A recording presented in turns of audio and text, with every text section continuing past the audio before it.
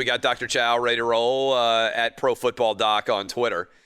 All right, well, you're in Southern California, Doc, and unfortunately, before we even get to the NFL, it sounds like there's a major story this morning out of Southern California involving Klay Thompson. I know you haven't seen the video, but based on what you've seen reported, does it sound to you like an Achilles injury? How well can you diagnose these in advance? Everybody from the Warriors traveling to be there for the MRI doesn't sound like you expect good news. How would you assess this story as we start the morning? Thanks for getting up with us. Very disappointing, obviously, for the Warriors and Klay Thompson. I don't see, unfortunately, how it's not going to be Achilles. It's an extremely easy diagnosis by exam, right on the court, on the sideline. Any athletic trainer can basically get the diagnosis. You don't even need the doctor. A simple, what we call calf squeeze Thompson test, and usually you can feel the defect. Look, Clay, by video, the vast majority of the time, I look at it and call an Achilles tear. So the clinical diagnosis is very, very easy. You don't need the MRI. Teams typically say MRI pending. Why? Because they leave that little slight glimmer of hope alive as they figure out what they're going to do. Unfortunately, it's a foregone conclusion for Klay. So I want to just kind of unpack what you just said a little bit. So if I'm sitting looking at the back of my foot, which I'm doing right now, and I put my hand down, I can touch like what I think is the Achilles tendon. When you say it's something that can be diagnosed, is that because you can literally feel if the Achilles tendon is broken there? Like, I mean, it's almost something that's visible and or easy able to touch and see for even like a student athletic trainer, like you were saying? For a student athletic trainer that got some basic training, I think it wouldn't be that difficult. Of course, once you've seen one, you really know what to look for, right? Yep. But, I'm not saying the average person knows it for sure, or it's not grotesquely visible. Yeah. But anyone with some reasonable basic medical training in sports medicine of some sort should be able to diagnose this. I get it. If you're not that experienced, you'd be a little bit afraid to utter those words and put your because it's such a serious injury. Right. But, and to be fair, many times when I've examined, let's say, and I've talked about, heck, ACLs, you don't need the MRI, you can examine with your hands, but that's harder than an Achilles. An Achilles is pretty straightforward and easy. And yes, at the time, I've told athletes before, they said, "What do you think?" And I said, "Well, I think it's this," but you kind of let them down easy sometimes, and you tell them, but you don't make it like, "Look, I bet my house on it." You're not that cruel to them. But the bottom line is, I haven't seen a public situation like this, and not even to the caliber athlete that Klay Thompson is and the news that it is. But I'm talking about, your backup left guard where, you're worried about it, that it hasn't come true, because the diagnosis is usually that clear. So unfortunately, it's going to be the case.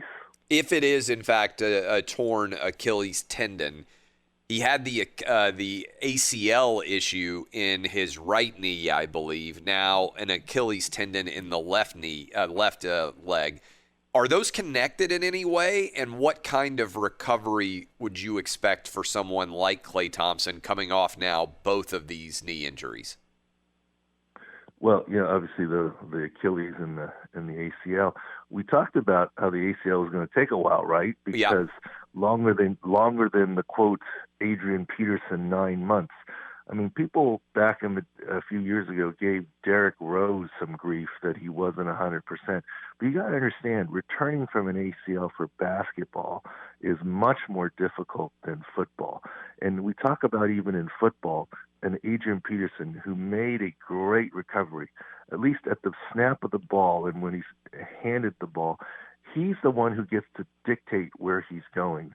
For a defender, it's much more difficult. because you have to react to where people are going. And on basketball, on defense, you have to play defense, but B, you have to react to where people are going to change direction. So it's much more continuous flow, which makes the recovery from an ACL and Achilles harder. And I mean, basketball obviously is a complete jumping sport, and that's what you need your Achilles for push off, change of direction, and jumping. So it's not going to be a quick recovery. It is a foregone conclusion that, especially if it already being November, that Klay Thompson is not going to play this upcoming basketball NBA season unless for some weird reason is delayed into next November due to the pandemic. So that's just a brutal situation to find yourself in. What kind of recovery in general, and we're going to see this a little bit from Kevin Durant, can guys now in the NBA, in your mind, come back and be as good or better than they ever were before after an Achilles injury like this? Or is that such a difficult injury to come back from that it's very hard to ever get back to the same level? In other words, for somebody like Durant, now maybe Klay Thompson as well, do you expect them to be the same player they were before the injury?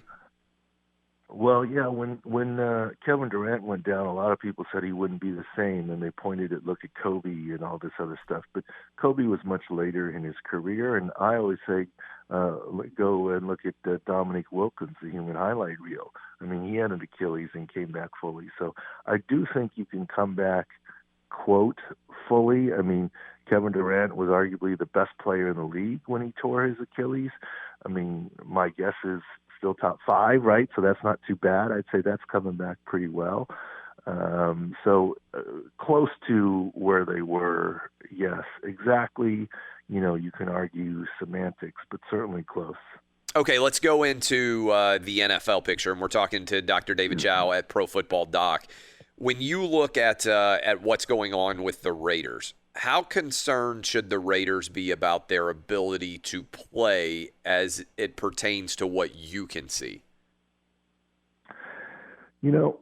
I'd be more concerned about the Raiders and their mindset. And I'm not trying to be critical. I'm just seeing what's been out there. They've been, look, I forgive, excuse me, clear my throat here, but I kind of forgive them for that charity incident. I mean, it was for charity, and they took off their masks so the public could see them, who they were, right? I mean, they were on stage. I get that early faux pas. But it seems to happen again and again with the coaching masks and then the locker room visits from other people. They've been fined, the league leading over $1 million. And look, we know coronavirus is in different communities and players are going to get it away from the facility. But to me, the number of close contacts is just inexcusable. You're not being proactive, be it with your mask wear or the rules. Dr. Sills and the NFL have defined the rules. They even have said, basically, if you're within 6 feet for 15 minutes, but you're wearing your mask, we will not deem you a high-risk close contact. So these players are violating that rule on the Raiders. And this is the largest example since they've instituted these rules in terms of the high risks going on. And it's the second time. Remember, it was a couple weeks ago, basically the entire starting offensive line was deemed high-risk close contact and just made it back for the game. The Raiders may indeed escape that again. They may get lucky and get everyone cleared Saturday/Sunday for the Chiefs game, but they seem to be continuing to play with fire as far as the high-risk rules are concerned. Okay, big story in terms of injury this week, I think, would have to be Drew Brees. What do we know about his ribs? What kind of situations in a similar context, if any, have you had players deal with? And what's his prognosis and return date look like from your perspective? I would argue that if you've been a quarterback in the league for a decade, and Drew Brees has been longer than that, you've experienced broken ribs, period, end of story. And potential lung damage. It's just a hazard of the sport as you hang in the pocket. Certainly 5 rib fractures is unusual. Certainly both sides is unusual. I've never seen, other than a massive car accident, ribs broken on both sides at the same time. I haven't seen that from football from one hit. So it does seem like it was one from the week before and one from this last week. And, of course, now some lung issues.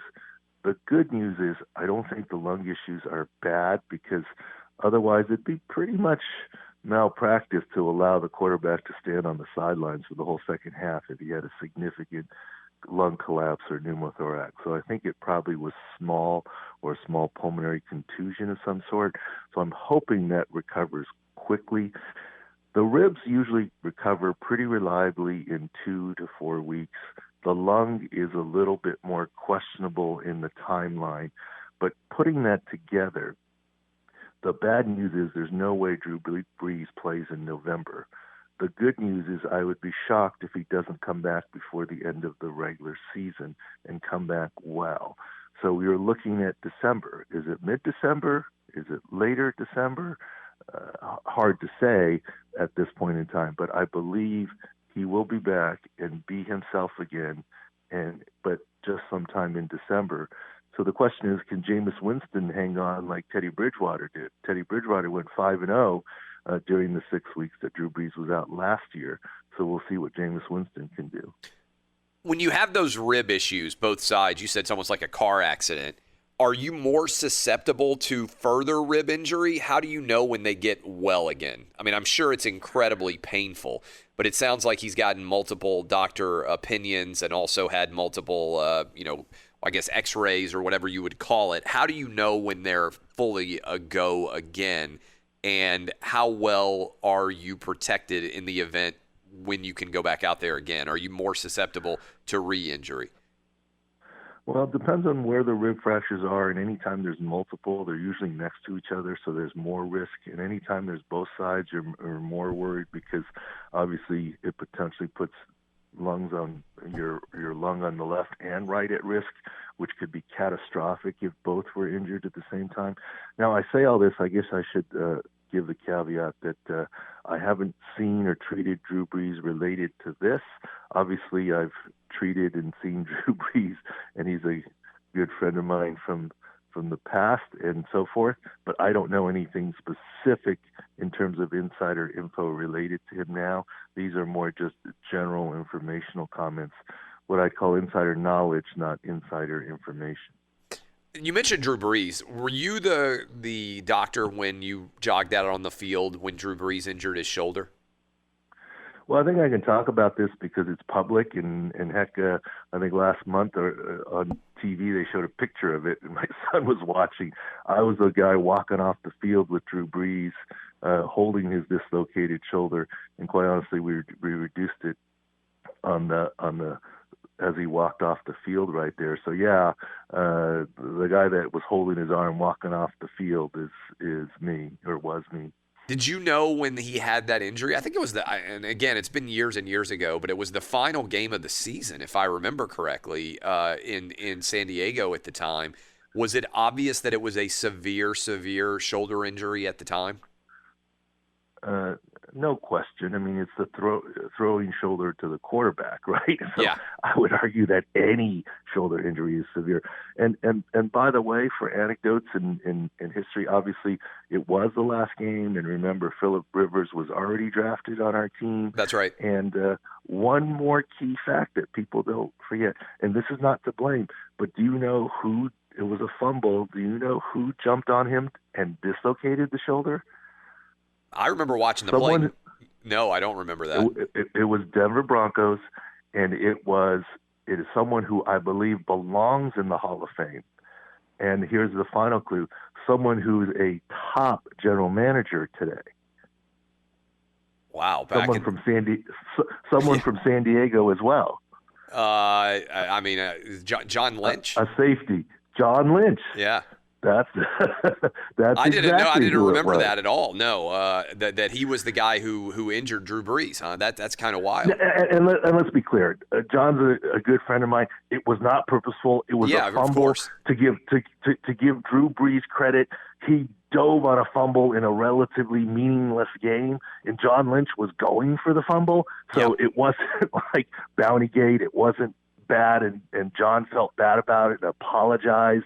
It was just part of the football game. So there was no implication there on anybody. If anything, it's just two guys playing very hard in a kind of, quote, meaningless game at the end of the season, but it just happened.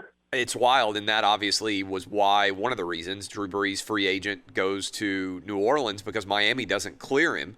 And if Miami had cleared him, maybe he's still playing with the Dolphins. Maybe Nick Saban's won a couple of Super Bowls in Miami and never goes to college football, and everything's different there, too. It's one of the great what-if stories in recent sports history. Last question for you. Anybody else out there, as we get ready for the NFL, big names that we should be aware of in terms of their health status? Okay, before we get to that, that's going to be my topic on the Pro Football Doc podcast on Outkick. Why Drew Brees can get fail in Miami but pass in New Orleans. It's a fascinating question. Why Tack McKinley can fail off of waivers in Cincinnati but then now pass in San Francisco and be claimed. And we'll talk about that.